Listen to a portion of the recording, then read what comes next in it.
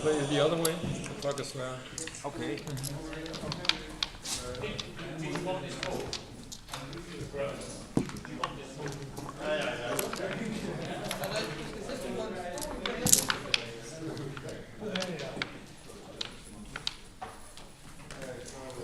Okay. You're playing Nina. Nina? That Nina, one. okay. Thanks.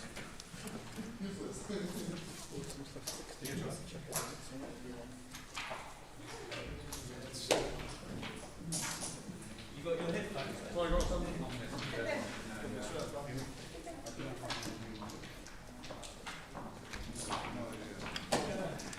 Here.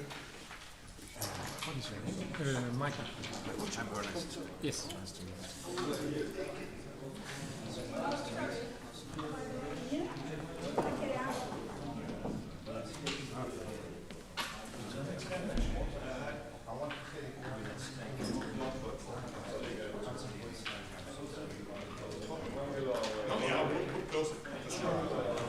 Are we live or so we can start?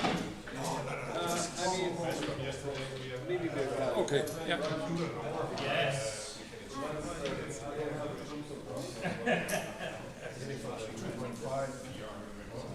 I have like tickets next week.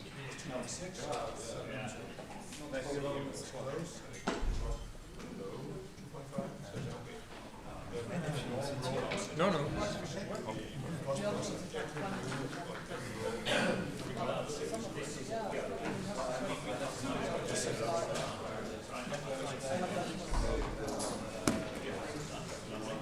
I'm the head of the committee that's open. Are we good to go? Okay. Yeah. Good match. Good match. I'll be on board, guys, because they have, if I submit something, they have to accept it. That's okay. I hope so. So yeah, I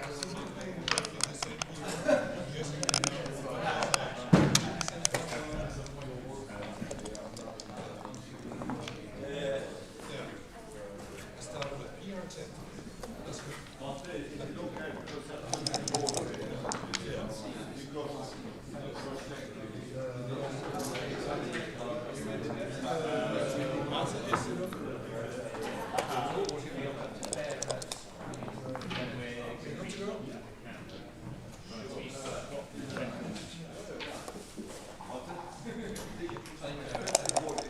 I have no dice.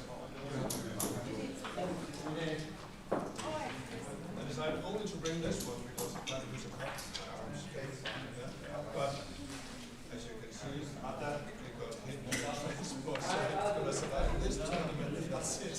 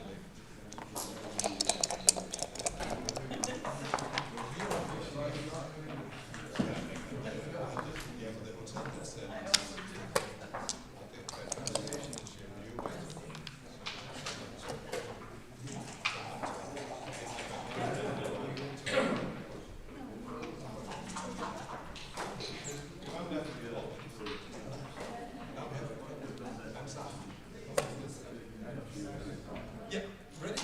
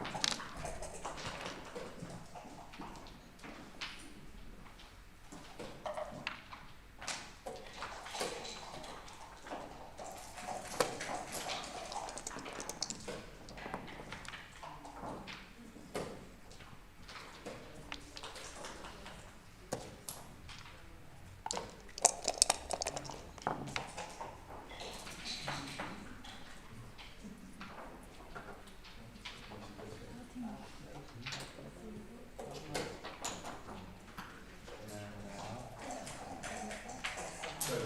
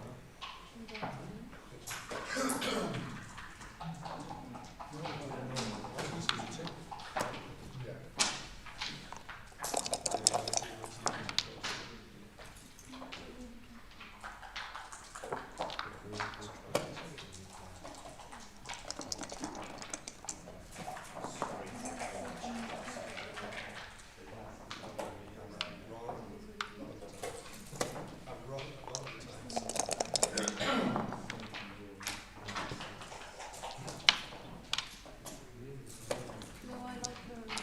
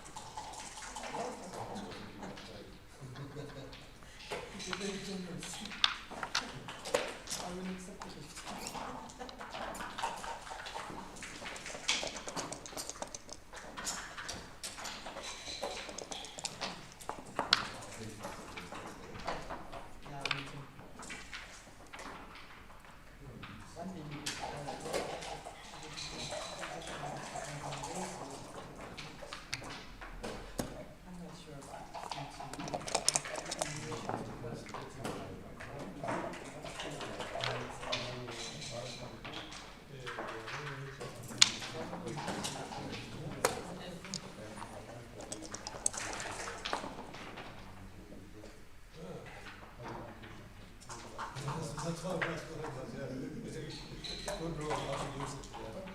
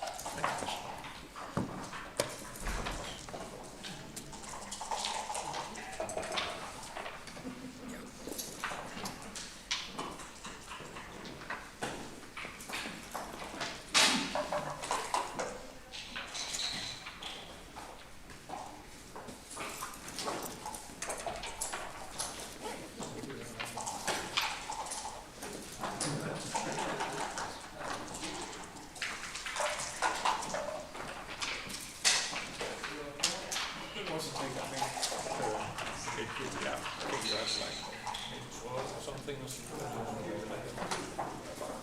You got the result. Thank you. Yeah.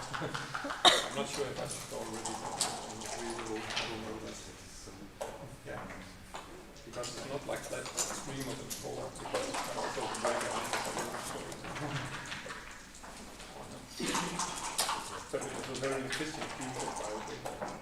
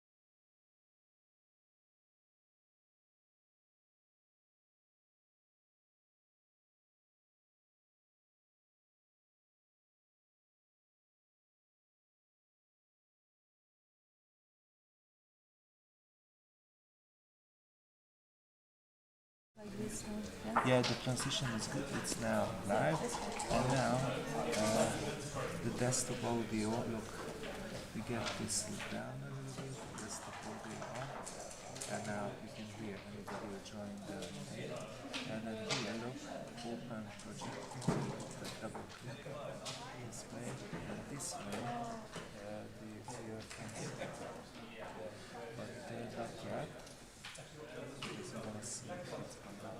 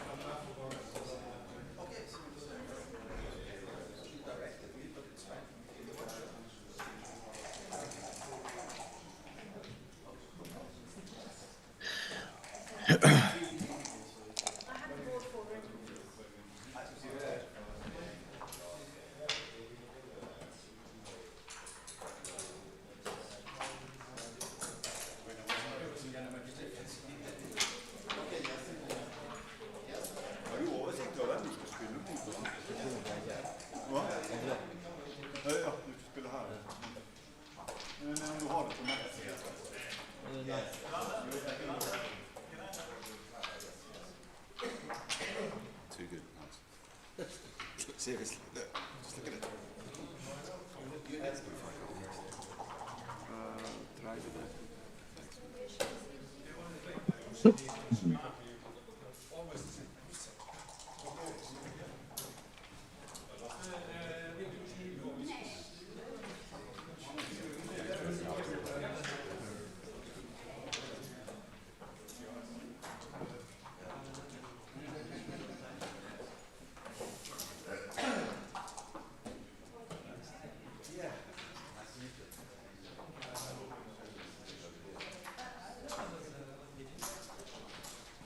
Well, hi there, everybody. This is Phil Simborg. I'm live from yesterday sightseeing and having a great dinner. And in a real English tradition, I had a Korean barbecue last night with some friends, and it was great. And we love walking around Brighton. What a cool city.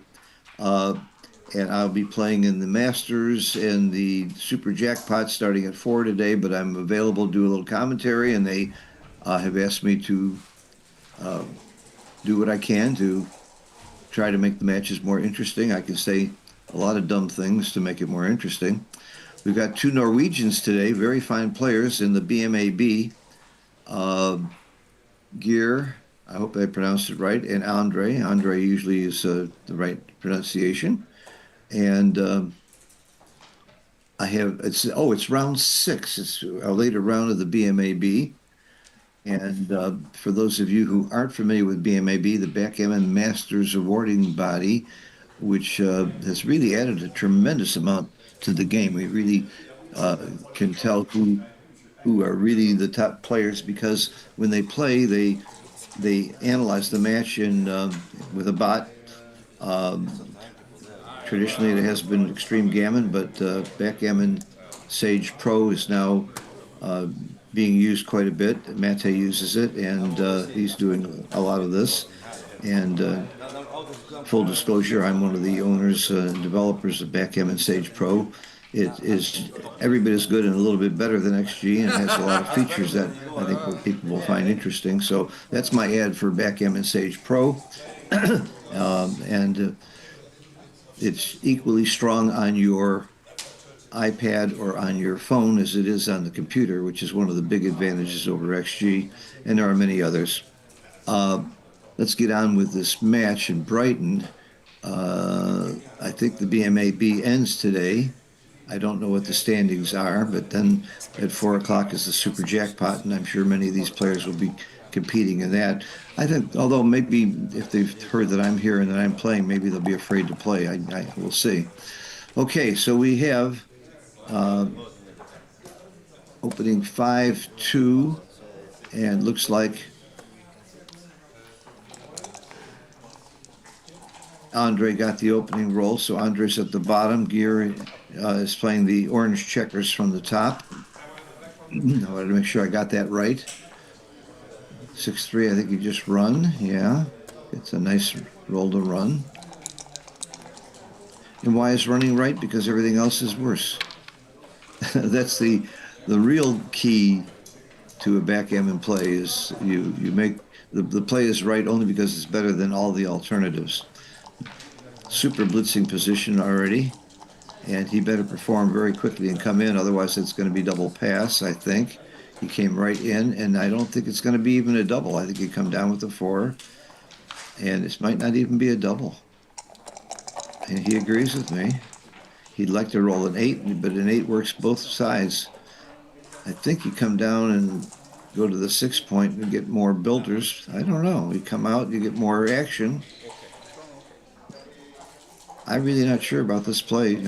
I wouldn't think it's bad to go. I would go to the 6 point. That's what he agrees. Because if he doesn't come out of there, if Andre doesn't come off the 5 point, he's got a way to hit him with an ace.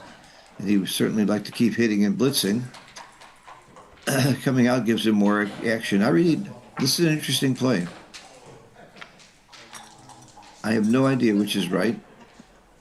I know which one you play, though, if you make the 6. That's the only one left. This could easily be right. More action. You make the 2 point. I don't think you hit twice. You don't want to get hit back. You haven't got a safe running play. So hitting is essential. You either make the 2 point or you hit twice. I'm going to make the 2 point. Well, hitting twice is almost the same number of shots as making the 2 point. No, I think it's safer to make the 2 point, plus you're unstacking. I don't think there's another play besides hitting twice. Well, you could make the 9 point and come out with a 6 and hope he doesn't roll a 7 or 2. I think that's too weak. I think you make the 2 point. Hitting twice is a big play, and if you get away with it, you got a game. Very interesting plays so far.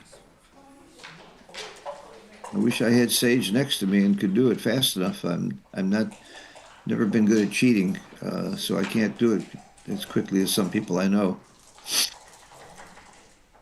Cheating and backgammon? Never. Not unless you're playing for money or for honor or for points or.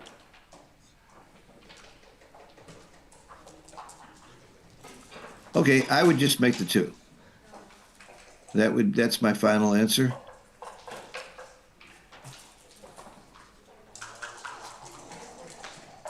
Now they are playing with the clock, and he's using a lot of time on this. I like this play. You only get hit back with something plus a 2. Or double 5s hits back. Wow, I didn't even think of that one. Bring it all around and hit it. Come on, this is a no-brainer. Hit off the 5 point. Sure. That's a joker. He doesn't hit here. You're probably too good if he doesn't come in. Ooh, he came in and hit. You have to hit. Wow. I don't like people who move the checkers that way, by the way. It can get confusing. It's actually illegal. But these players are probably both friends, both from Norway, and know each other. It's okay. Dice and checkers are only good in the United States. And I kind of like it, by the way. Why re-roll? You know exactly what the roll was. 3-2 does nothing. Do you lift? Do you come down? I play big. I don't lift, I come down. I play 13-11. Might be too big. Too many ways to get hit twice if you don't lift. That is the problem. 2-3, 2-4, 2-5, and 2-6 all hit twice. So I can see the lift being fine. All right, the game has swung. Andre's got some, and there it is. Great roll. Point on him. When you hear the words hit and point, you just do it.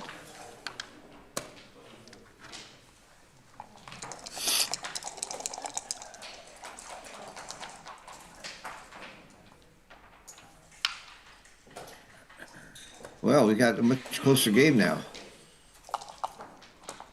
Andre survived a very, very tough situation here. Double 3s. I think this play is clear. It's a beautiful play. He can't get hit back unless it's a 6-5.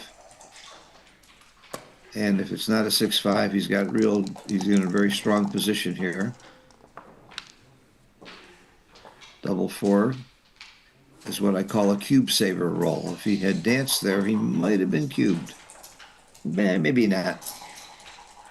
It's still a great roll. And it's pretty automatic. And then bring another one down. FBL, forced by logic. Somebody made a T-shirt of that saying that I think I'm pretty sure I take credit for coming up with that phrase during commentary in Monte Carlo. If it's forced by logic, FBL.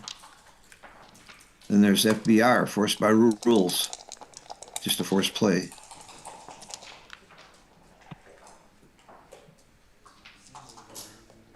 So it's pretty clear that, oops, they're moving the table. They just made the whole thing crooked. If Mate's watching, he can correct it. It kind of looks kind of funny that they move the board. I'm going to text Mate.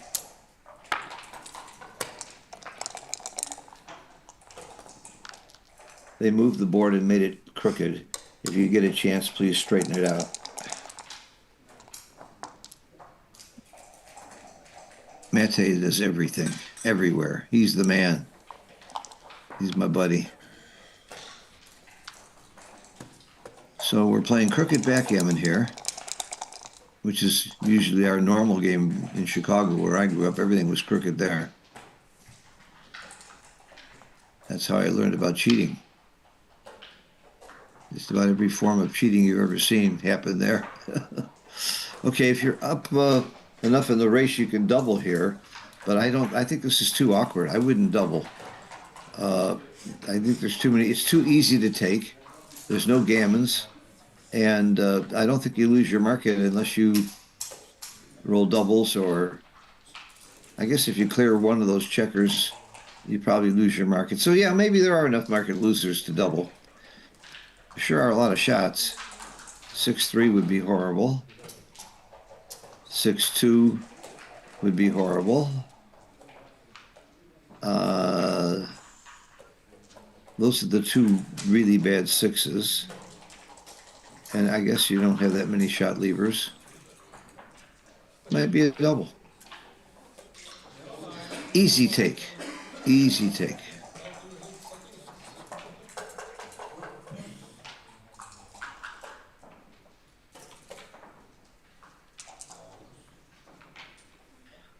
So also the Backgammon Sage has a pip counting contest and tutorial where you just see how fast you can count pips. And Jorgen Granstead counted both sides at an average of 6 seconds and got it right. I don't think anybody's as fast as Jorgen in the whole world. I didn't know he was that fast. Jack Hussein was the fastest ever. He passed away maybe 10, 12 years ago. He was the best. I don't know what happened to the visual. My board got smaller, but I hope you can still see it. I can barely see the board. No beer for you today. Maybe that's a way to make it larger.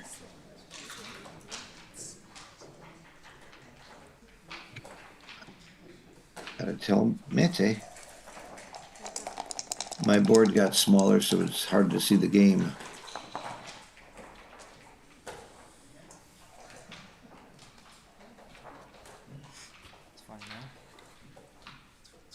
All right, so this is an interesting development. So that's the reason it's a take, because you don't get gammoned and you can get back in the race. Hey, there you go, Mate. You just solved all the problems. So when you are holding the cube in a race, and it's a longer race like this, you have about an 18% advantage because of the cube. Okay, there goes the board and the table again. Whole board's been made crooked again. You know what they're doing? They're hitting the camera. They're knocking the camera. There it is. Okay. Just please be careful. I'll stretch my legs the other way. Yeah, exactly. That's good now. So if you have a race where you are 50-50, if you're holding the cube, you're no longer 50-50, you're about 56%. You got an 18% advantage because you can use the cube to end the game.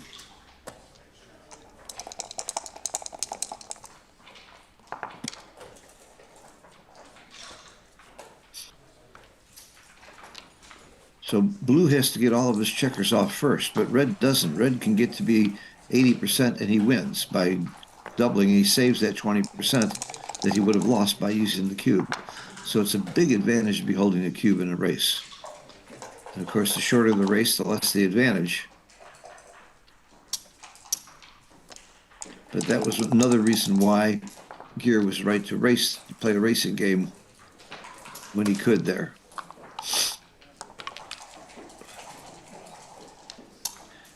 So in a match to 7, the recube is 0-0. The take point is still pretty much like money. It's still going to be right around 22% if it's a live cube, and if it's close to the very end, close to 25%. So he doesn't have a recube yet, and that was just a great roll right now for Andre, and a lousy roll for Gear. This is still what I call a breath holder. Could be anybody's game. The one I played to the 4 point, I believe. You don't come off the 6. That's what beginners do. That way you waste if you roll a 6 later on. So you waste that 1 pip. So one thing you don't do is come off the 6 point, which is what every beginner does. See, if he had come off the 6, he would have only used 5 of the pips there. Now he's playing for doubles, which is right. He knows he has to have doubles to win, so you don't spread them out. You try and give yourself the most doubles that you can. Double 4, 5, and 6 all work beautifully. Now he's going to need double 4s or greater.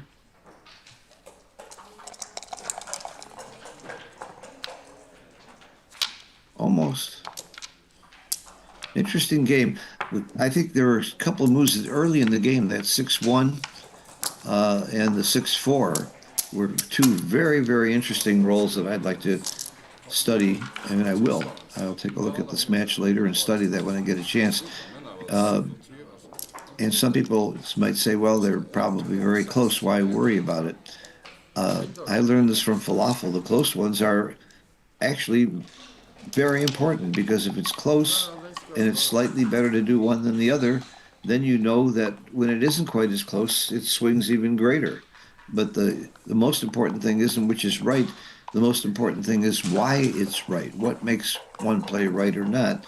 And one of the ways you find out about that is you come up with a premise. Why is it right? Well, because I'm ahead in the race. Well, then change the position where you're not ahead in the race and see if it's still right, and that tests your premise. So the way you get good at this game is learning why. By the way, Backgammon Sage tells you why. We trained AI to explain the play to you. That's going to be a major advantage for intermediate players. It's not going to help the open players as much, because the explanation is usually fairly simple. But if you're a beginner or intermediate and you make the wrong play, you can hit a button and AI will tell you why the right play is right. It's an incredible feature. There's a whole bunch more. I'm not going to spend this whole time advertising Sage. Well, maybe I will.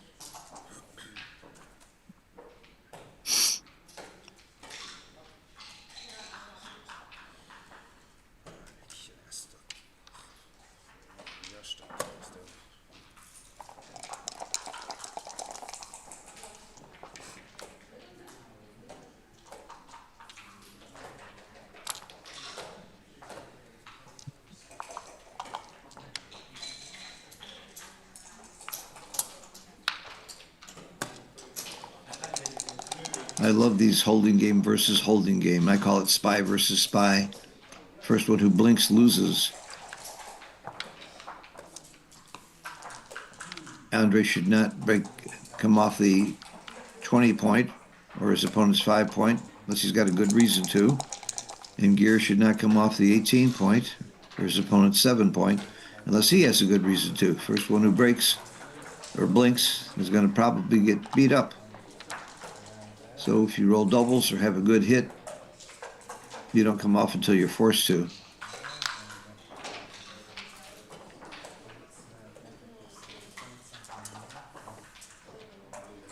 So many ways to play double ones. I have a saying about doubles. When you roll doubles, look for a great play and then find a better one.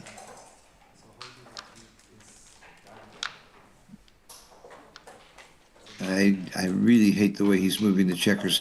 Two hands is illegal, and it can be very confusing where they went and where they go. So I would, if I was Gear, I would very nicely say, please use one hand. I would very nicely say it the first time. Don't ask me how I would act the second time. I would probably call the director. It's just a horrible habit. Now, he's a very fine player. He should know better. But you don't play with two hands, and you don't like, for example, the double one play. There's all kinds of ways he could have moved that illegally. And again, this shifting play, I don't like this either.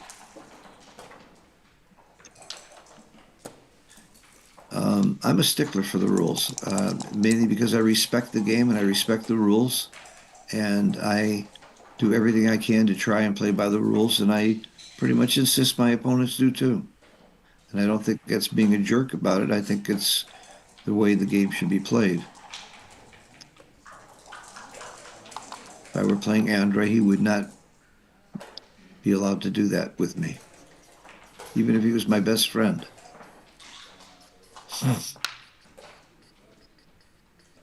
So do you volunteer 24 numbers that hit you? 6s and 1s is 24 numbers. That's a lot. But because of the blot on the ace point, it's not that terrible if you get hit. And the alternative is really, hit and cover. That's what he loves. What are you looking at? Hit and cover. You must make the ace point if you're going to hit. There's no other play. Okay. Nothing wrong with thinking about it. Thinking is always good.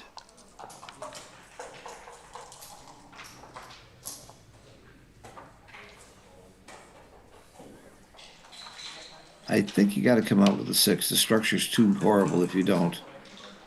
You got to get those checkers moving. Now you are going to get hit 20 times plus 7s for 3. So that's 22 times you get hit. It's 14 times you get missed. The cube. I like this cube because I'm not positive it's a take. I think I take because, again, that with that anchor, I don't think you get gammon too much. If you get missed here, you're in the game. But you should stop. I think you're close enough in the race. I think it's a take. And he did take. Good. I think it's a double and a take.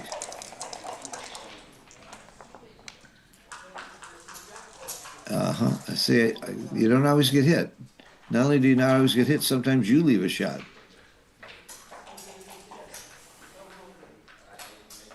So here, duplication is a very key thing. Andre needs a 3 or a 5 to cover, so you should try and leave him a 3 or a 5 to hit you. If you have to leave a shot, try and duplicate. So how can you leave a 3 or a 5? How can you do this? No, 5. No, you can't duplicate, so you give him the fewest shots. Only 4s hit. 4s and double 2s. You got it. You're going to hit and lift. Because getting hit back could be gammon. Yep, see, he lifted and hit. You just can't leave that blot there right now. It's just too big. Just way too big to leave the blot, I think. I like his play. And if he dances, you might have a double soon.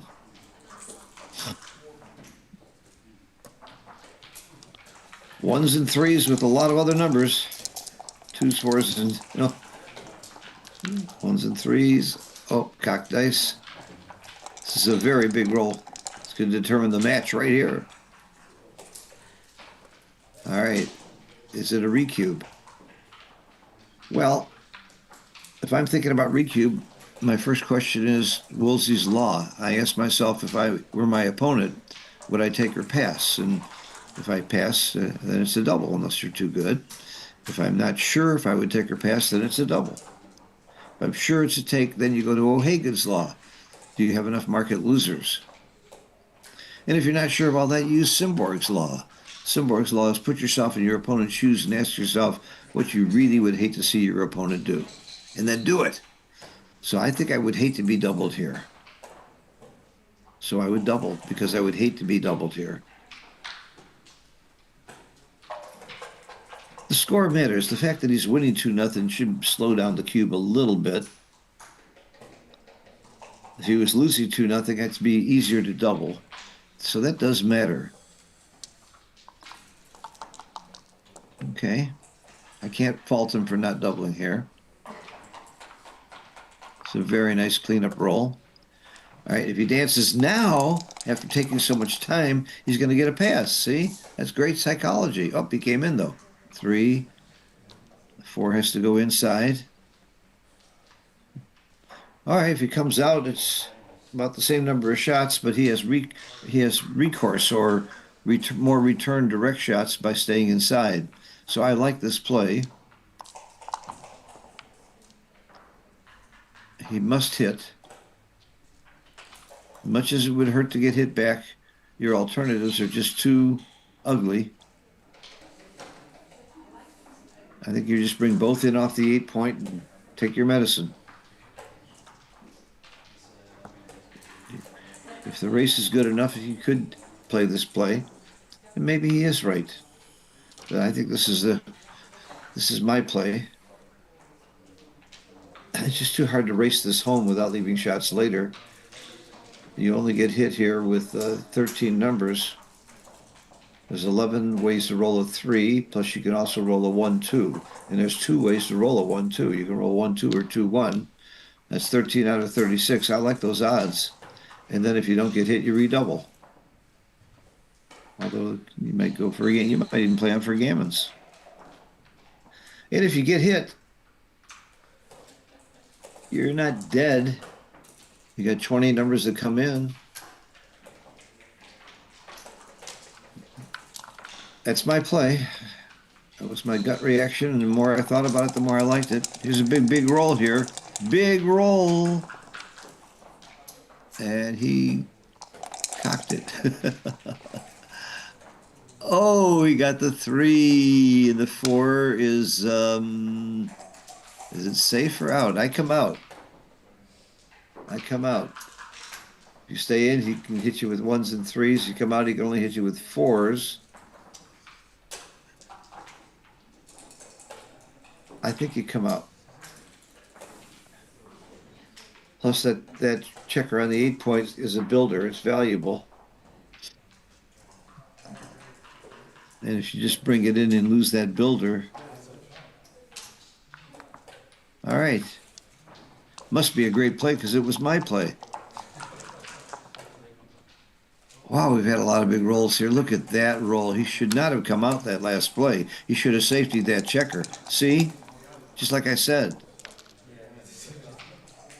Boy, I hope this isn't recorded and everybody knows I'm lying.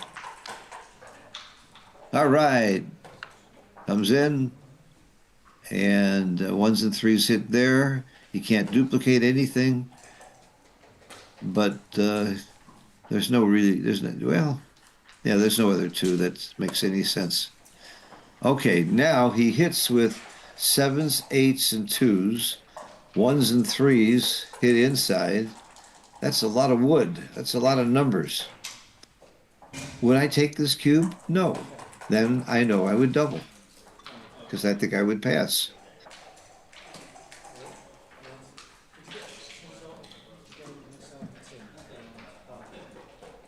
The outside checker will get hit with 2s. That's 11 numbers, plus double 1 is 12, plus the 7s, plus the 8s.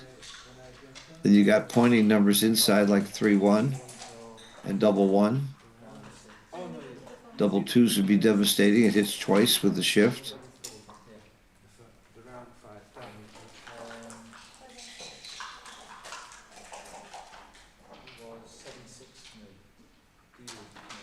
Yeah, I'm at least I'm either gonna, I would certainly have doubled this. I would absolutely have doubled it. I think this is going for the gammon play. Even if he hits a 3, you've got life after death. Oh, he hits a 3 and 1 and comes in. He made that play awfully quick. I wasn't sure I was hitting 2 there and leaving that shot. Boy, did that swing the game, that roll. Oh, he came in with a double 5.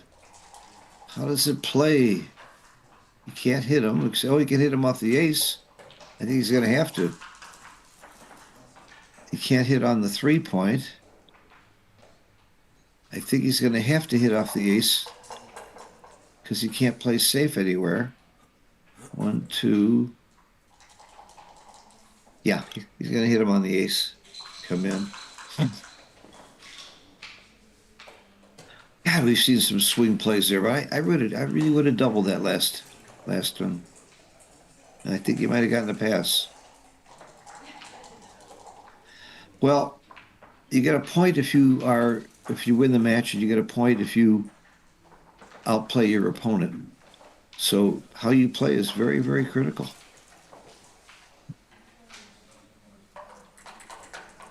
In a situation like this, I know I'm going to hit, so I hit first, and then try to figure out where the other checkers go.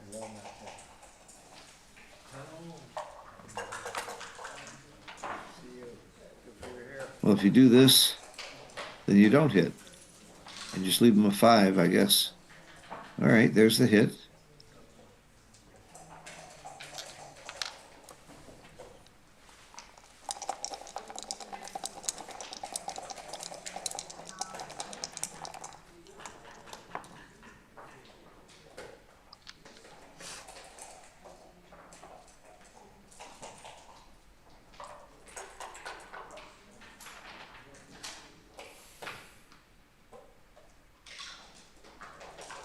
Ah, I don't see too many good fours here other than playing to the 2-point. Coming out leaves ones, eights, nines, and tens. But there is that blot on the ace. Good players don't like to throw checkers away. By throwing a checker to the 2-point, that checker's out of play forever. Forever's a very long time.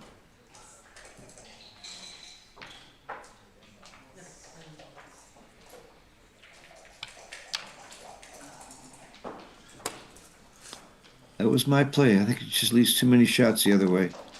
What a crazy game this has been. A lot of swings. That's a very nice roll.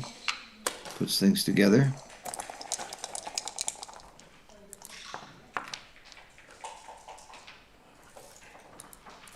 It's called making the point. Yeah. Not too much else you can do there. You want to just leave blots. Now he's thinking about doubling again? No. This is too easy to take. There's a lot of rolls here where he's going to leave a shot. I don't know, Andre. I'm not in agreement with your cube action this game.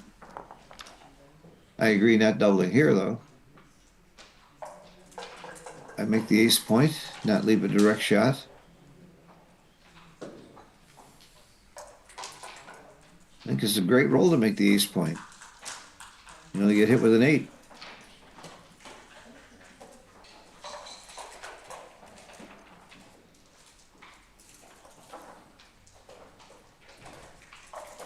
I see the logic of moving the back checker. However, if you don't get hit, you've solved one of your biggest problems of getting those checkers going. This could be right. I would have made the ace point.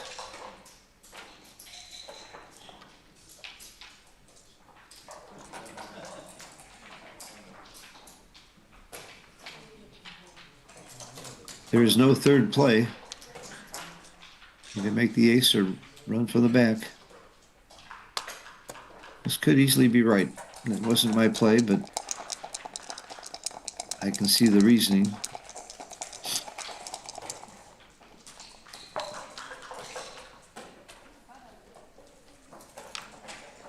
One. Do you make the 4-point? You make the 5-point or lift? I think I make the 5-point. I like this play mainly because there's a blot on the ace point on Andre's side of the board. If he didn't have that blot, I would have lifted.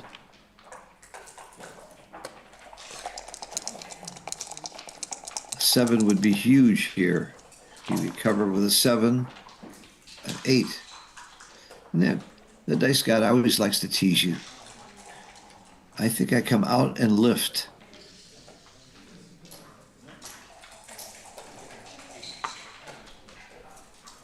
And I think I lift. I think I play 6-4.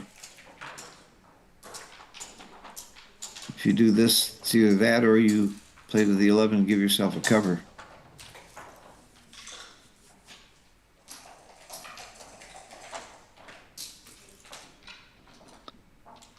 He's already turned if the cube was in the center, you could play for the cover, then you could double him out even if you didn't cover. But since he's already doubled, he doesn't have that cube power. That's why I would lift. That's my play. These guys are really good. They're making a lot of the same plays I would have made. They must be great.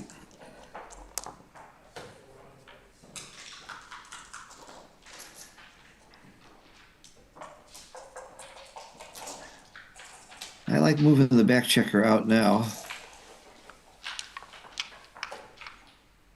Oh, I didn't see that. That makes a lot of sense. It's safer and it's a shooter to the 6-point if he comes in. What a crazy game backgammon is. There was one point where I thought Andre could have doubled gear out and won the game completely, and now he's looking at losing this game unless he gets very lucky. He'd like to have a 6-2 right now.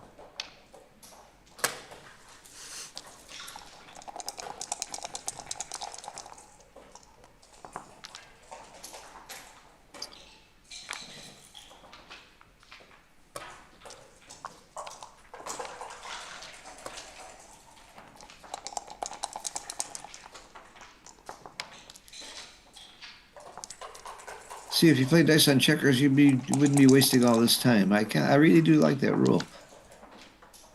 Oh, 1. It plays nicely. 2, 3 plays perfectly well. Pretty much guarantees the race and puts you in a position where nothing leaves a shot. So we're going to have an even game here, an even match, 2-2. I'm assuming he's not going to get gammon. I've never been gammon from here.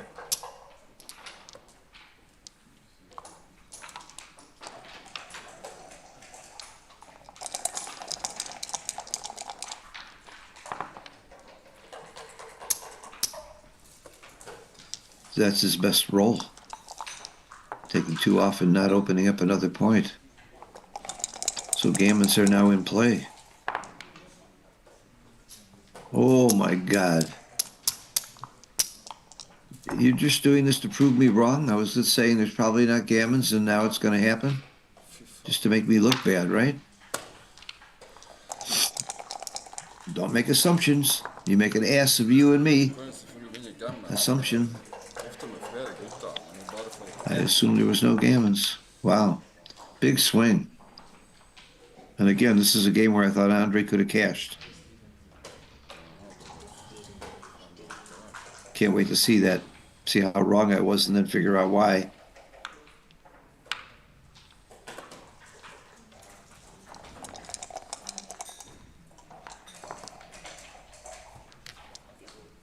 Automatic gammon unless he rolls some big doubles. That's it. 4-2. What a game. That game swung 6 times. So many key rolls and key plays. Poker doesn't give you all those swings. Chess doesn't give you all those swings. Backgammon. It's the most exciting, fun game there is. That's why I'm addicted to it. And I play a lot of other games. I'm a gin rummy and bridge player. Hearts. And sports. Change the scoreboard, gentlemen. It's 4-2. Scoreboard. They're obviously friendly, discussing the plays. I have to tell you, I've seen Andre at a few tournaments in the past. He looks very familiar. Gear doesn't look that familiar to me.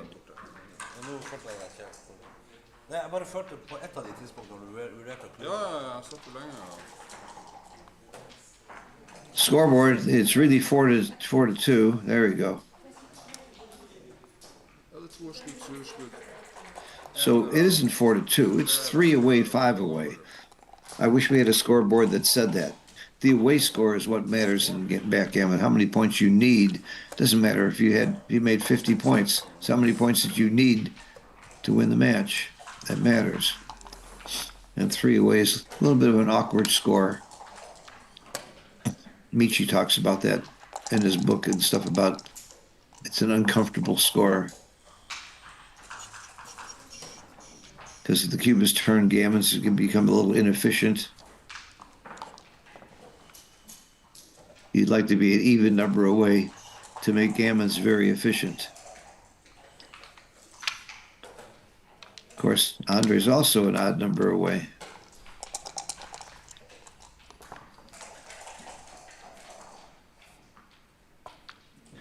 Come all the way around and hit him off the 20 point, off the 5 point.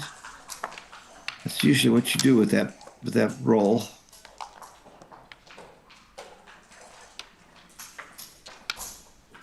Nice play. What else are you going to do?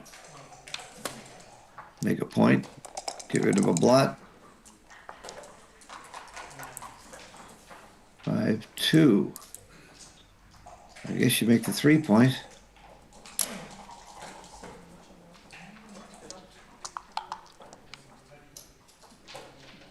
He's happy to see that 5.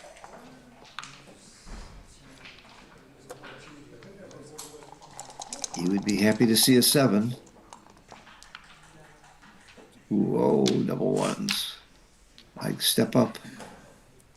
I would come up to the 4 point. More ways to get out if you roll numbers and he's still not out of this race. And he stops his opponent from really priming him by making the 4-point. Just go behind him. It's ugly.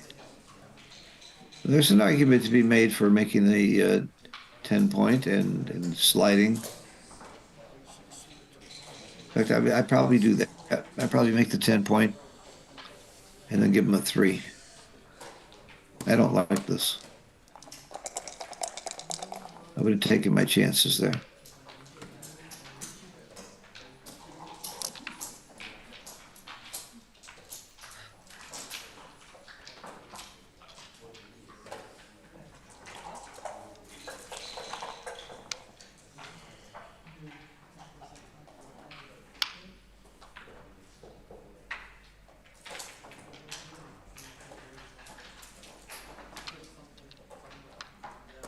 Looks natural to me.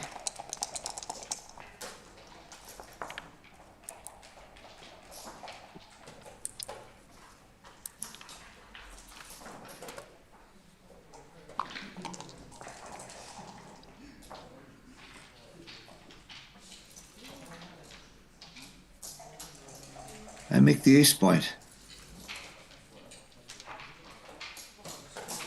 That would be my play. This is not bad. This makes sense. There aren't that many 7s, and you do need to clear that point eventually.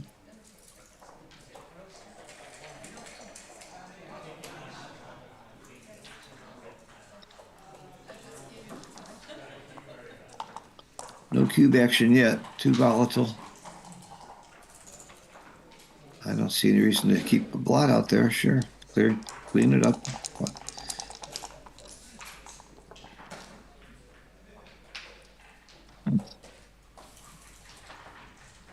So gear orange is kind of stiff here. He doesn't have a lot of flexibility.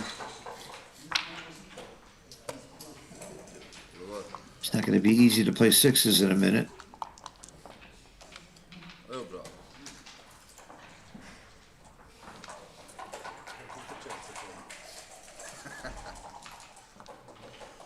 Makes it even better.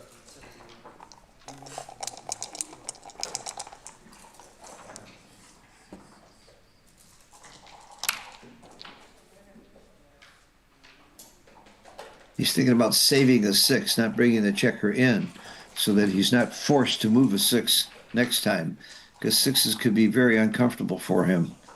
But he goes ahead and does it, because it's better structure. I'm not sure I would have done that.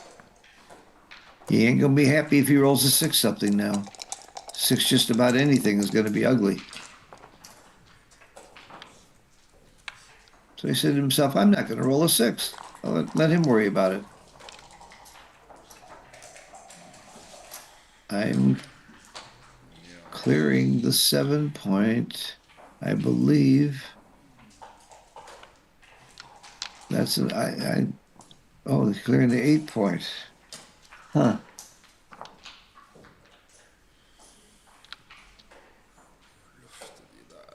I'm clearing the 7 or the 8, and I'm not sure which. Probably better to clear the 8. My gut was to clear the 7, and I'm making it a little harder for him to get out. All right, you clear the 5-point. I don't think you leave a bunch of shots here. And you may also cover. Clear the 5 or the 4. Yeah, I clear the 5. That was my play. Could clear the 4-point, do pretty much the same thing.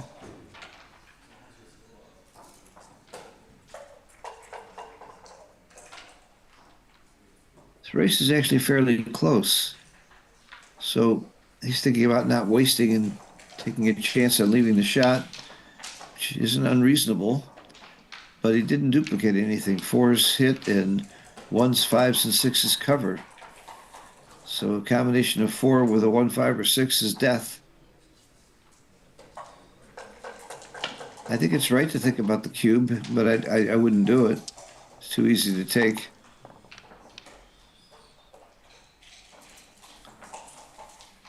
All right, it's called making it heavy.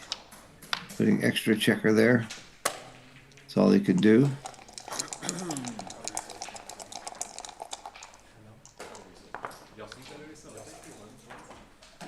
That's not what he was looking for. He did not want to leave another shot. Coming closer is fewer shots. He can leave him 11 shots instead of 14.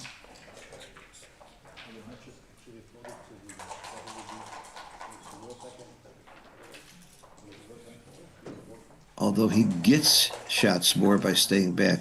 What happens now when Andre rolls sixes? Well, he can play off the 7 point. Yeah, I think he'd leave fewer shots. There must be a good logic to this play that I'm not seeing, because you get hit more. You hit 14 times instead of 11. The fact that he's losing, I like this cube, because even if he misses, he's in good shape in the race, and if he hits him, he's lost his market.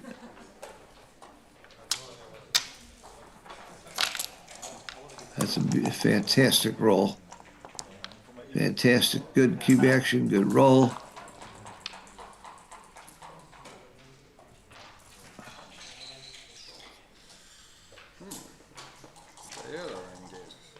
Yeah, if you make the bar point, you really haven't done anything except something you got to break later. After maybe he comes in, might be just right to play in. I like this play. If you leave a shot later, it's at least it's going to be an indirect.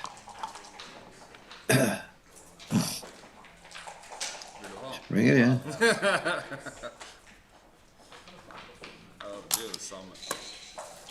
Here it comes.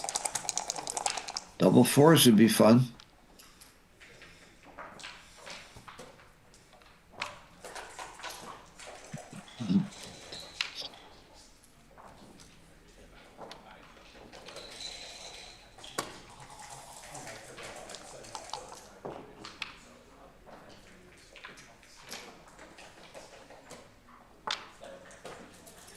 So there's the same number of 7s and 8s. Actually, there's fewer 8s because double 2s doesn't work, so he's right not to come forward. There's 6 7s and 6 8s, but one of the 8s is a double 2. So he actually gets hit less by being 8 away. However, he comes in less on the next roll. So there's a trade-off there. But I would leave 8 instead of a 7, which is what he did. I like this play. Of course, part of the problem with this play is double 6 leaves a shot on the next roll. If he rolls a double 6, you're not going to be happy. And the other play it didn't. So maybe that could have been the swing to leave a 7 instead of an 8.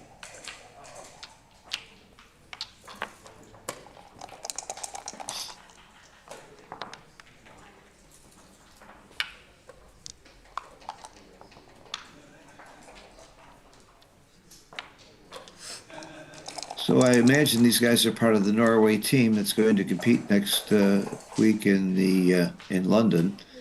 We've got teams from every major country. Very exciting event. I'm going to be cheering for the USA team, and I'm wearing a Bahamian hat. The Bahamian backgammon team is here, headed by Ray Lightburn. I've lectured down there a few times and visit the Great Exuma Island, where most of them are from, and just love the Bahamas and love the people. The Bahamas and the Jamaicans are my second homes. Spent a lot of time in both of those countries. I live in Florida, so it's a hop, skip, and a jump. But I'm there because I love the players, the action, the people. Not to mention the food. And red striped beer. Jamaica is my favorite. It's going to be very, very exciting. A lot of great stream matches next week from London. The USA team is sponsored by Backgammon.com, which is the main reason I'm coming to London. Representing Backgammon.com as their ambassador. And we will be meeting with several other key people of major federations. Backgammon.com sponsors the World Backgammon Federation and the US BGF, and soon we'll be sponsoring some other major federations. And one of our major thrusts right now is a charity that was set up by Backgammon.com called Roll for Good. We're establishing a charity, raising quite a bit of money and quite a bit of intellectual help to start backgammon clubs at schools all over the world, high schools and K through 12. We're providing money and boards and training, and our goal is to get the math teachers to get excited about backgammon, because backgammon is such a great way to teach math and statistics and risk and reward to kids. So backgammon.com is the biggest thing that's happened to backgammon since I've been involved, which is about 50 years now. And I'm very, very proud to be part of the organization, and very, very thankful to the backgammon.com for what they're doing to really grow and support the game.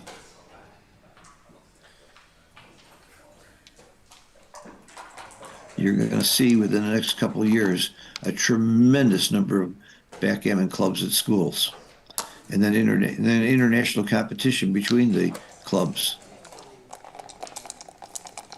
and scholarships and boards given away, and just it's going to be really, really big. And eventually those kids are going to grow up and come and play in our tournaments. And by the way, that's part of it.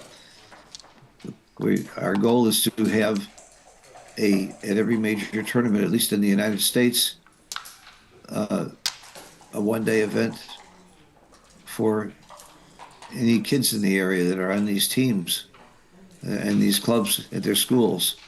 So there'll be an event in every single tournament for kids. And we'd like to do that around the world. So backgammon.com has got the blueprint, it's got the money, the resources, the people, and we're raising the funds to really make this program big.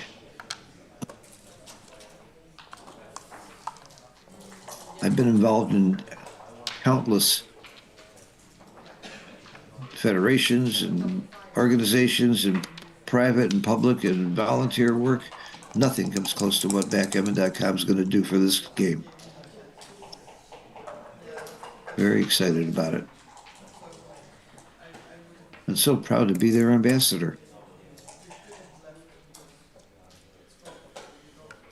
They picked me because I have the biggest mouth. And I'm not shy about it.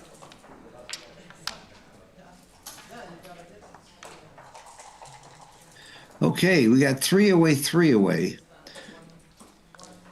Take point is 25%. The live cube take point is 25%. If you turn the cube, the gammon value is 0.5. These are things you must know, because it really changes the game to whether you're 25% or 21%, whether the gammon value is 0.5 or 0.7. It really does change the game, especially at this level of play. These guys are obviously very good players.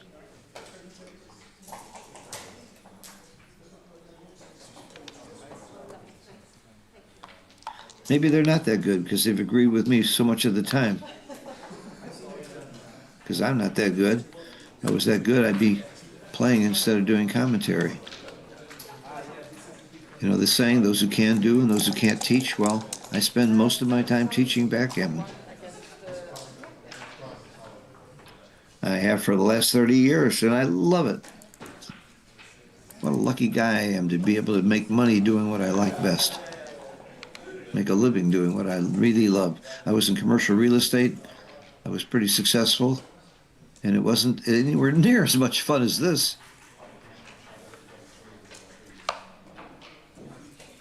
I would come out with the 5. I want some action out there, and I don't want to break that point. I like coming out and getting off. I don't need 3 checkers on the 20 point. I do see the logic of going to the 6, but I would come out. Yes. Again, he makes my play. That's it. Okay. It's too soon to double. It's too easy to take.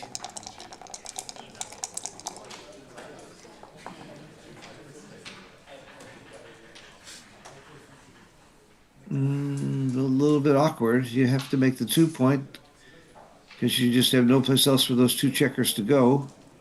I think I make the 2-point and the 4-point.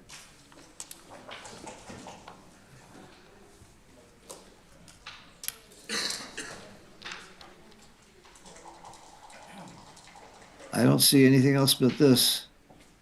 That's the most efficient use of your checkers.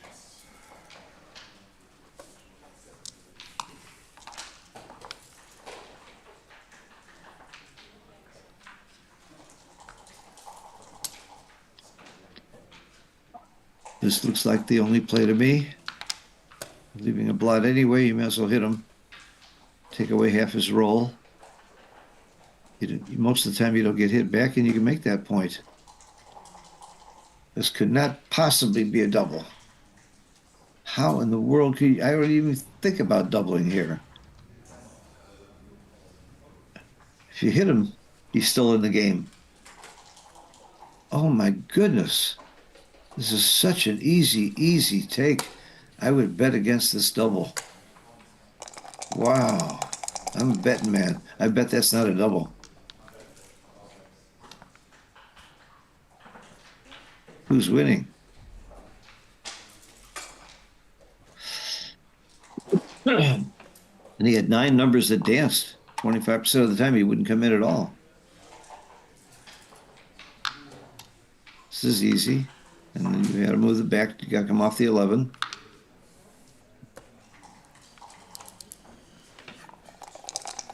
Wow, that was the first thing that I strongly disagreed with that either of these players have done.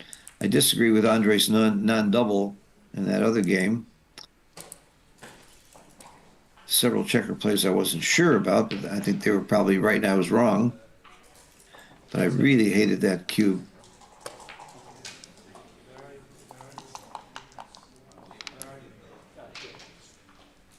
You make the bar.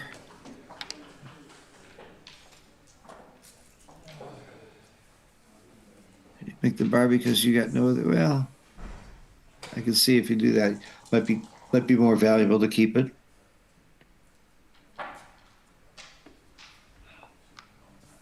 This is very reasonable. And hitting off the ace gives you time if he dances to start moving those back checkers. And you can get those back checkers moving. By the way, the recube take point is also 25%. It's very important to know that. So if, and gammons won't matter if there's a recube. So if Andre decides to recube, Gear's only question is, can I win one out of 4 times? And if you can, you're better off taking than passing. And we could be seeing a recube here pretty soon.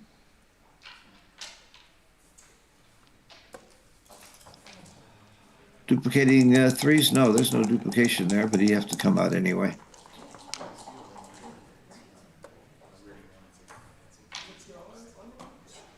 Okay, so if you were being doubled here, do you ask yourself, can I win this one out of 4 times? And I think the answer is no. So I would pass. So if you know your opponent's passing, it's a double unless you might be too good. You can play on and win gammons here.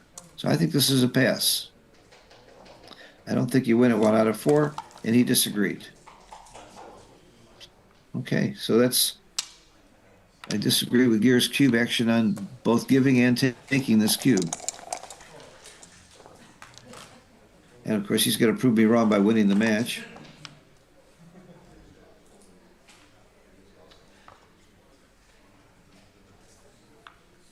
With 2 on the bar, you don't worry about blots in the outfield. You just try and get the most builders you can to make the next point or to hit him if he comes in. Like this is really critical to hit him off that 4 point. You don't let him live there. You hit him with anything. You hit him with the 1 and then you look for the 2. Okay. Big roll here. And he got it. He got the 4. Wow, that's huge. That's huge. And comes in and hits. Again, you can't let him live there. You got to blitz, blitz, blitz. Big roll. Yeah, he missed. Now he's got a lot of numbers to cover. 6 covers. 3 comes out.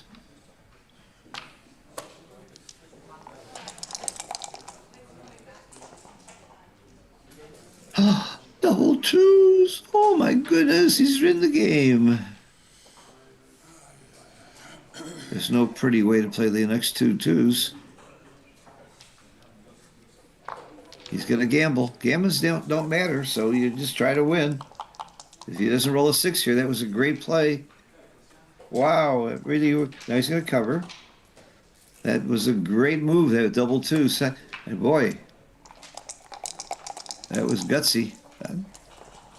I think I would have done it, by the way. Uh-oh. Now, yeah, look at that. He ain't going to roll a 6. Wow. I didn't like his cube. I didn't like his take. I love his checker play. I love his bravado. And he's going to end up winning this match probably if he can roll a 2 here. Of course, he's got to get those back checkers out also. He's going to roll a 2 or he's going to hit him. He's going to hit him.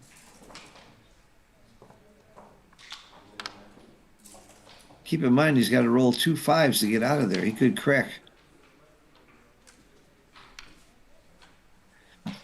I like this play. He's unduplicating the 5. If he rolls a 5, he doesn't want to have to cover, have to decide whether the cover will come out. He needs that 5 there, so don't give himself a 5 on the other side of the board. That was a lovely play there. He should have left it there, by the way. He could have covered. Hindsight is always so cruel. Oh, big roll. 1, 2. Why not make the bar point, make it easier to come in if things go well? I like this play. Wow, who knows what's going to happen here? He needs a 6. Nope. The problem with going to the bar is if you roll a 5, it starts getting very awkward. So I like this play. He needs a 2. He needs a 6. It's a dice game.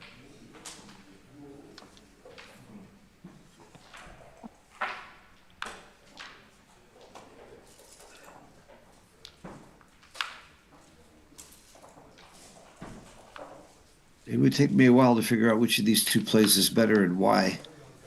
This seems more natural to me. He needs a 2. Although he may be better off dancing, so a lot of his 2s are bad. 2-6 was beautiful. Big roll here. He got the 6. That's a monster swing. That really swung the match towards Andre. He was in big trouble there if he didn't roll a 6.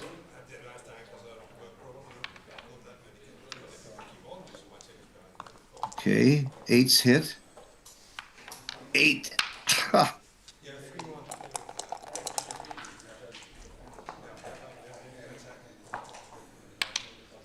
Okay, so now this is Andre's game unless he leaves a shot and gets hit. And here, immediately he leaves a shot. 5 for the match. 5 for the match. Nope. There's 6-5 again. Did I call that one? Fewest shots, yeah, fewest returns. It doesn't matter. Getting a checker off doesn't matter. You want it's the same number of shots, and there's fewer return shots or repeat shots by clearing from the back. 4 is the match. Oh my God! There were like 7 rolls that could determine the match one way or the other. What an exciting finish this match had. Very much interested in the cube action in this last game, because again, I did not like it. Which doesn't mean they're wrong at all.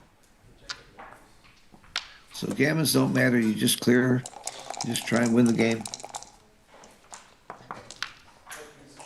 He needs a 1, 2, or 3 on the next roll not to leave a shot or doubles. A 1, 2, 3, or doubles. There's the 2. It's a shot now with 6-2, 5-2, and 4-2. That's 6 numbers out of 36. And then he has to get hit, and he could still win from there. So you gotta like Andre's odds. But he rolled a 5-2. Ikke stå på chansene, Geir. I think you hit. Because if he could easily come in with a 6-5 or 4 and he never gets another shot.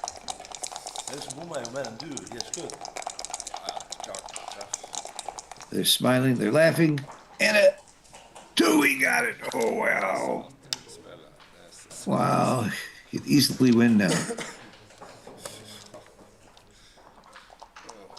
He only has 4 checkers off. Big 6. How many swings have we seen in this match? In the last couple of critical games, it's just huge. What an exciting game. This is a terrific match, really fun.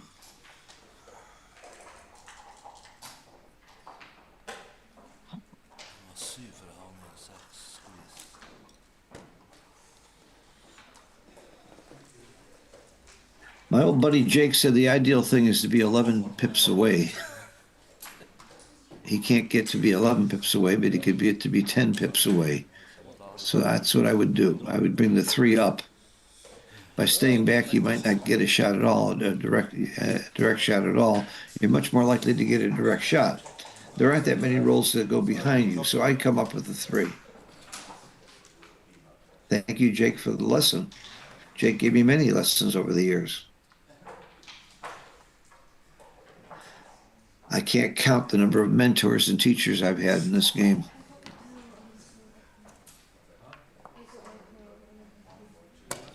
That's my play. 10 away.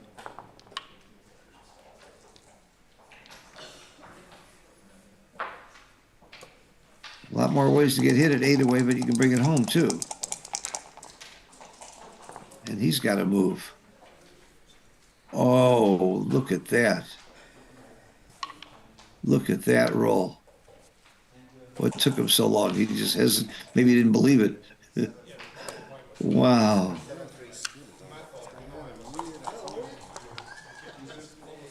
He's now favored. He is now favored. Gear is favored to win this game. And match.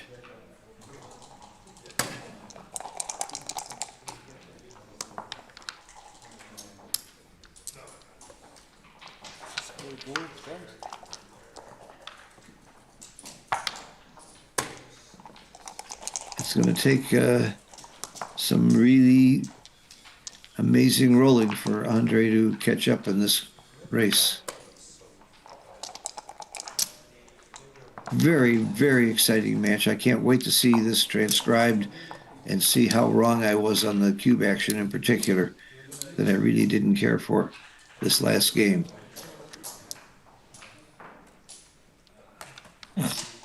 And I could easily be wrong. I've been doing a lot of commentary for a lot of years, and I've only been wrong about half the time.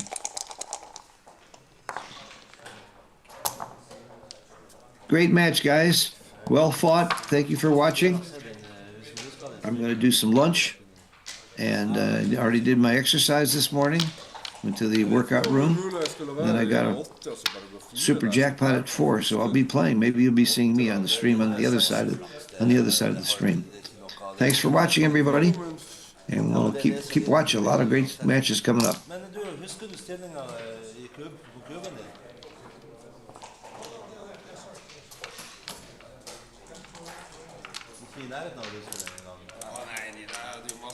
Du sier du hadde lest, hadde du det? Jeg tror jeg leder med 6 pips, men min running kan ha vært 18 steg.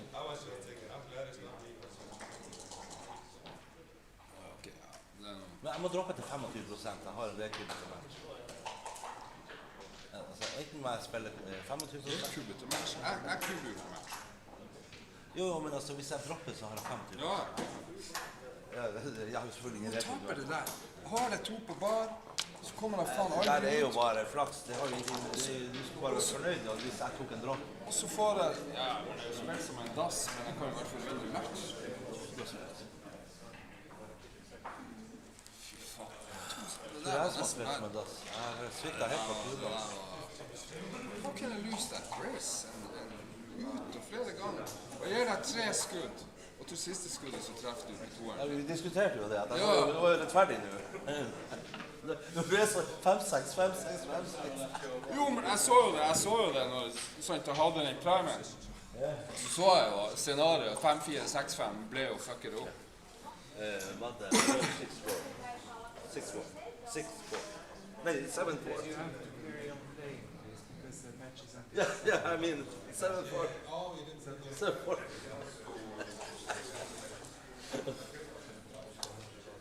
Thank you. Yeah. Det var artig. Det var artig. Jeg sa 60, så stoppet han og sier veldig støtte. Da må du fortsette.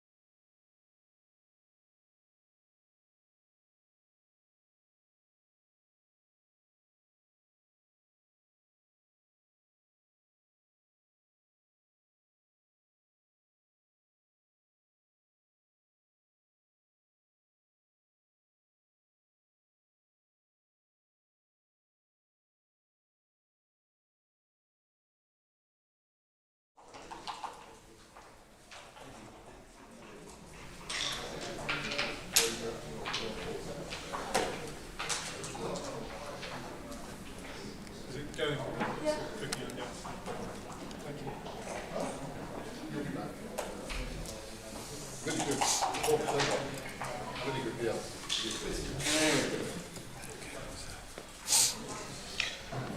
Good save.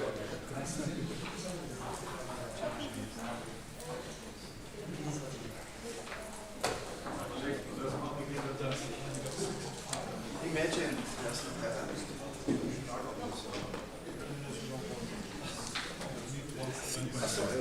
Matte, kan vi starta? Ja.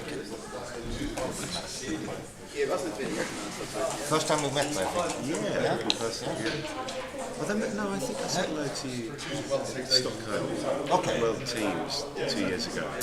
Okay, maybe. I was in Stockholm this year, but I don't think you were there, were you? Yes, I was. You was there? Yes, Okay, I didn't see yes. that. I was so. didn't do I the just BMAB. closed some matches and. You didn't do the UBC? No, because I'm not going to Monte Carlo anyway, so I decided not to. With my bad luck, I probably had win it and I can't go to Monte Carlo. So. Yeah, you want to spend all your bad dice in a BMAB, right? And then save up the good ones. But, okay. Well, first time we played over the board. We played many times online. You're Yes, always very yes, nice yes, yeah. playing me on Galaxies. So, Yeah. Okay.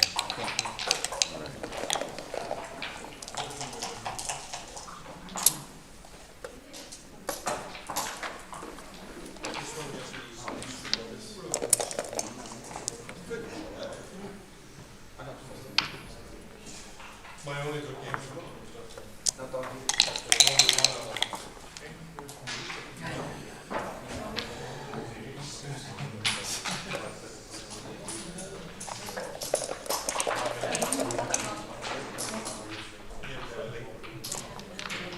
We only got a name. All the rest files. Has written all of that here.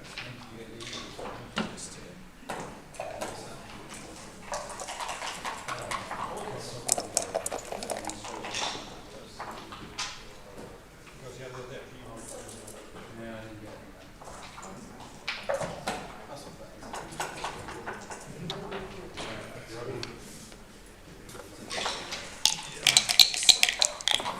Yeah, we had to replay the first 6 rolls because it never started.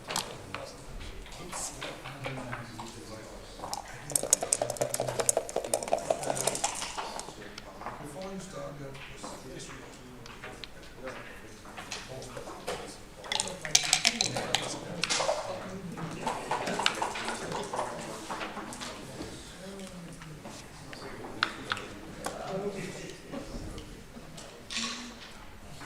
Only one has it, this one.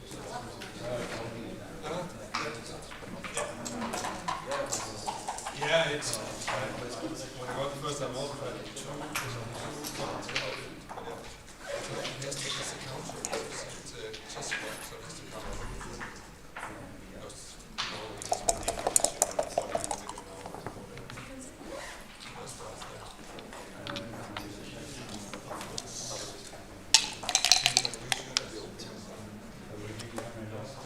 probably nothing. I brought this one. But then pro.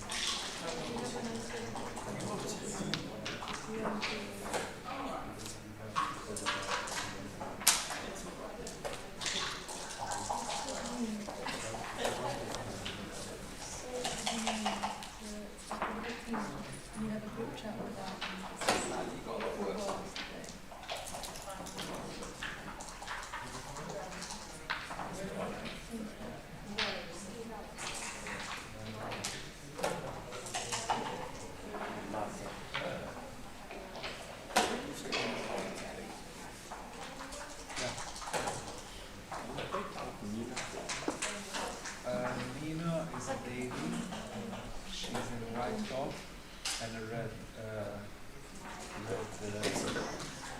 and she's significant.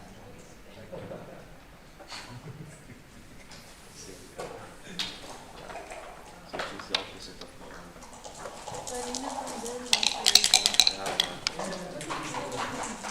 She's significant.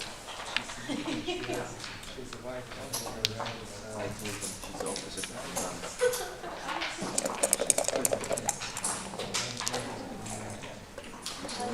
Did you see the Hungarian thing?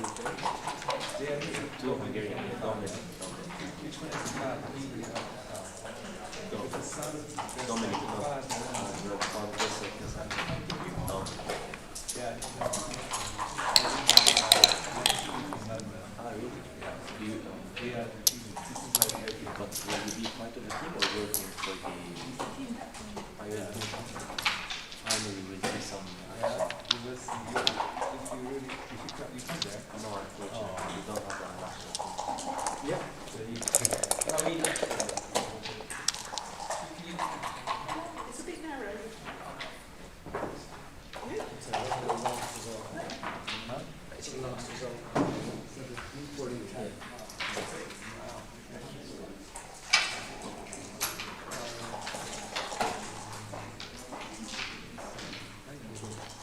So thank you for coming. Why is this so? Yes.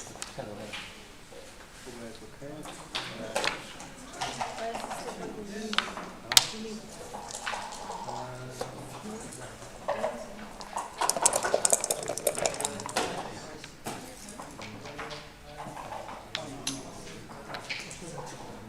Oh, that's the room.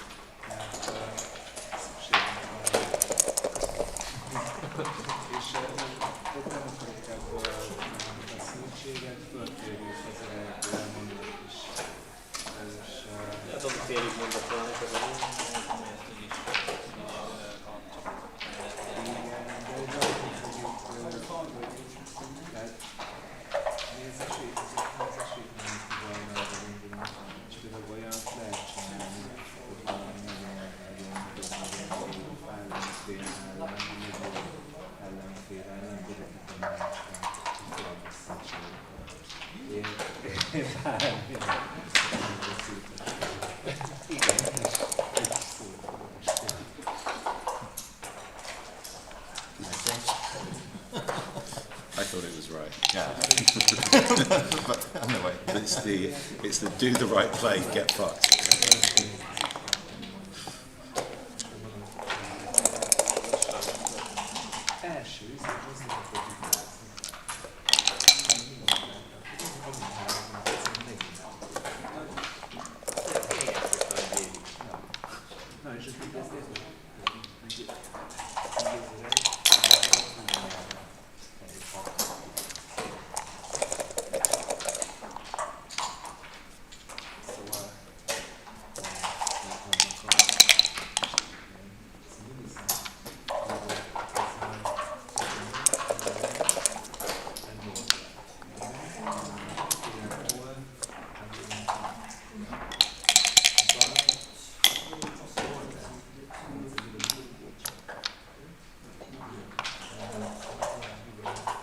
He needs to learn to play.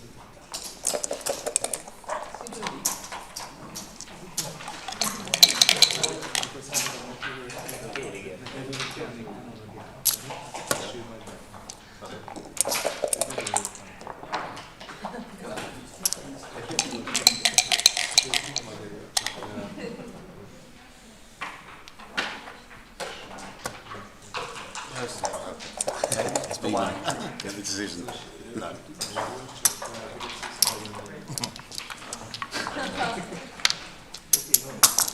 Just take the two.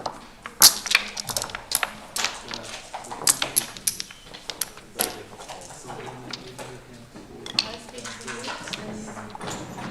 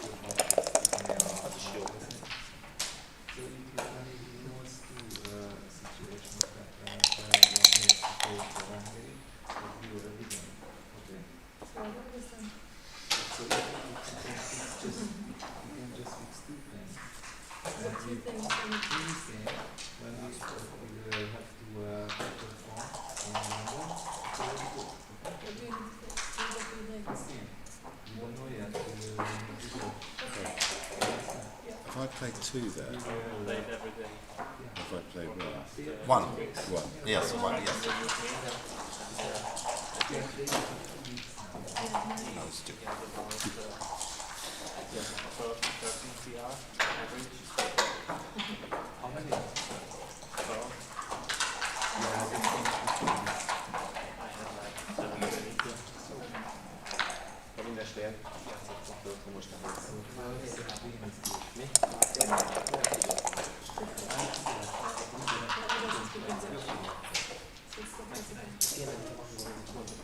It's possible because you I'm not gonna do the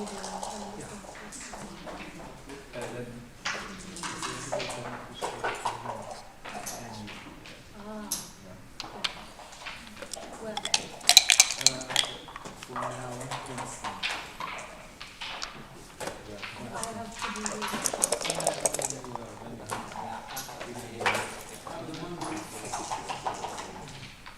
this is over for me.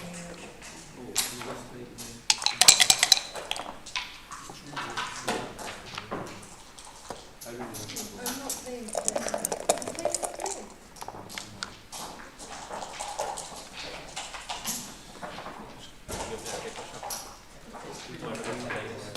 Who are the best players?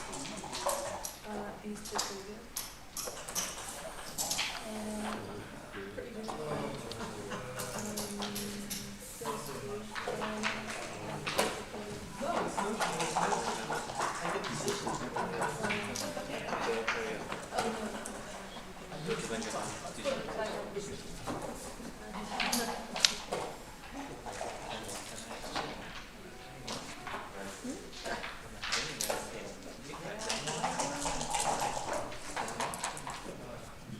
check this t-shirt. And it's or is it again? This one. Just looking around.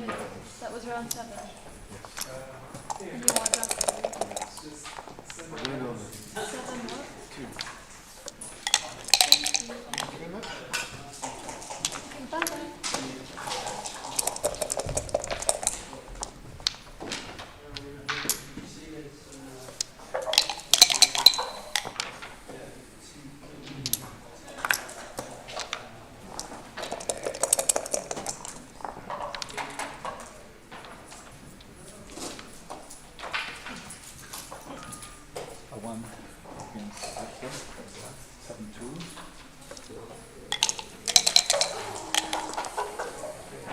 So you want to look at it, you just do the ranking list.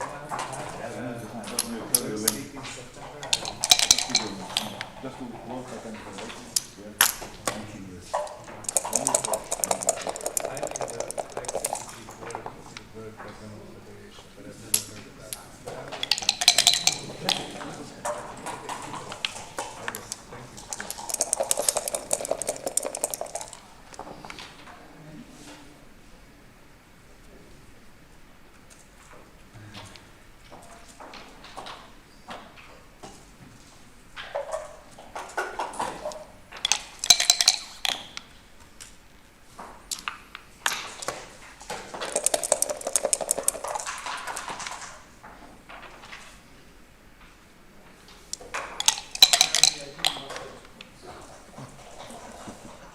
Found it.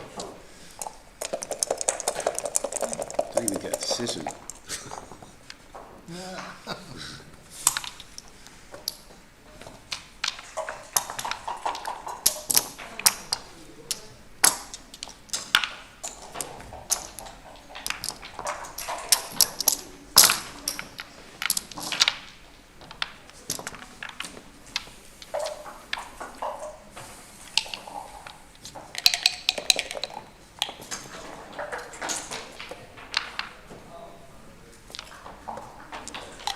It's very hard to keep these checkers tidy. It just, if you're OCD like me, it's just that's a problem.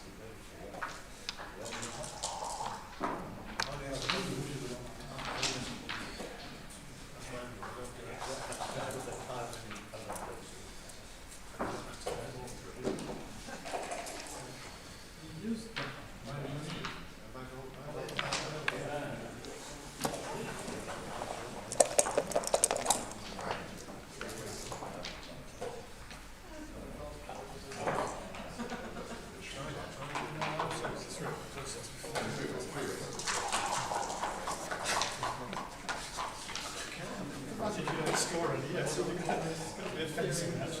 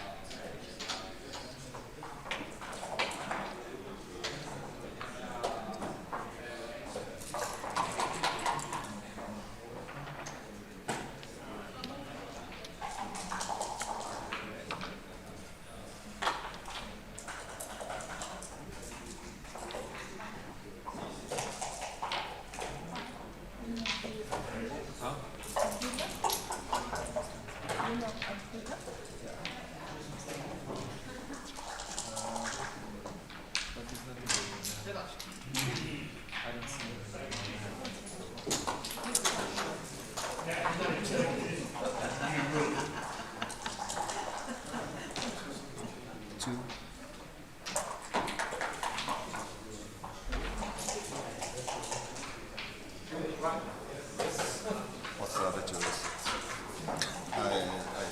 This was definitely here. Yeah, yes, and this was that. Yeah. Yeah. Okay, thank you.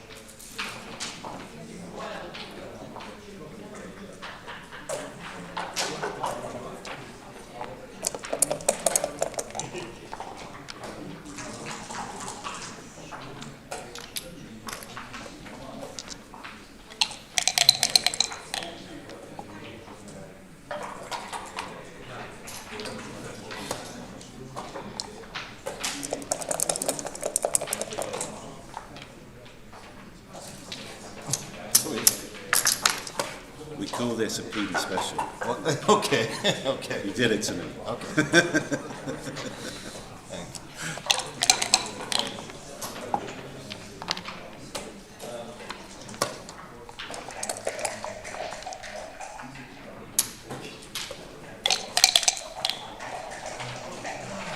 I think the decisions is over. 7-1. And that's it. I'm done. Until 7. Okay, finished.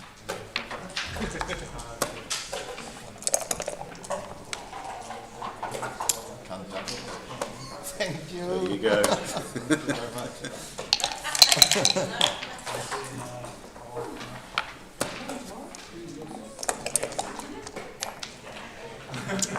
Good match, Rob. I don't know if that was It was a a lot of difficult things, I think, but for some easy games. would you have taken that? Yes, I think so. Because it was 5 away. Yes, wasn't it? 5 away, yes. So you had 3 there. I think when you cube, you had 4 and 3. You can get 2 shots, or you can get a shot for a 5 and a 15. It's difficult. Yeah, I say difficult, but I say take, but maybe I take. I'm not sure. No, no. All right. It says no double. Okay, big. Yeah. I guess you could play on for the gammon. Yes, It's at yes. 6%. No, it was not big. I mean, maybe it was. Maybe, I don't think it was Yes, so. 4, so yes, 4, yes. It was 4 and 3. Yeah. I'm glad I didn't pass it. But I play for. Okay, it's too good. Did you? Maybe it was like this because you. No, I have 4. I have 4. You were because you wrote. Yes. Maybe it was. 2 there. Yes. It was 2 and Yes. maybe this. Yes. Still. It's good. Maybe I'm putting it in wrong. Okay. Okay. Okay. I didn't think about how much can man? It says 6%, so it's not. Yeah, it's just not enough wins. You need to be up like what 70% or something. That's not enough wins. Yeah, okay. It's not enough wins. Okay, Yeah. Then I think. Then I think. Yeah. Anyway, you PD special. Yeah, there were lots of tricky decisions. I don't think I played very well, but it's the last match. It's hard to keep going, you know. But I hate to do that mistake the last thing.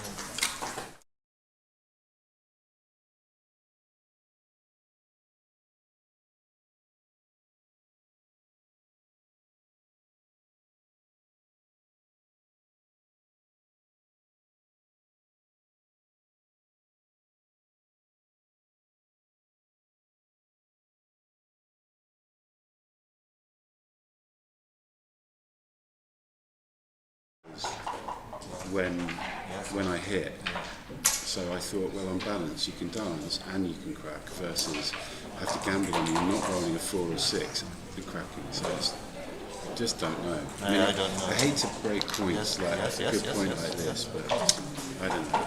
It's probably. I think it was a good. I mean, I did wonder whether I should go all in, but then when you rolled 5-3, I was really happy I didn't, you know. But yeah, I didn't. Yeah, I found that match tricky. Lots of tricky decisions. Oh well, let's fingers crossed. You know. Are you staying down for the rest of the tournament? Yes. Okay. You're like 18 days of back in a row. 18 days. Something like that. If you play yesterday. Yes. So yesterday, today, then there's Friday, Saturday, Sunday, and there's 7 days. Right, it's 12 days. 12 days. After, but I didn't know. That's enough. I like the tournament, but you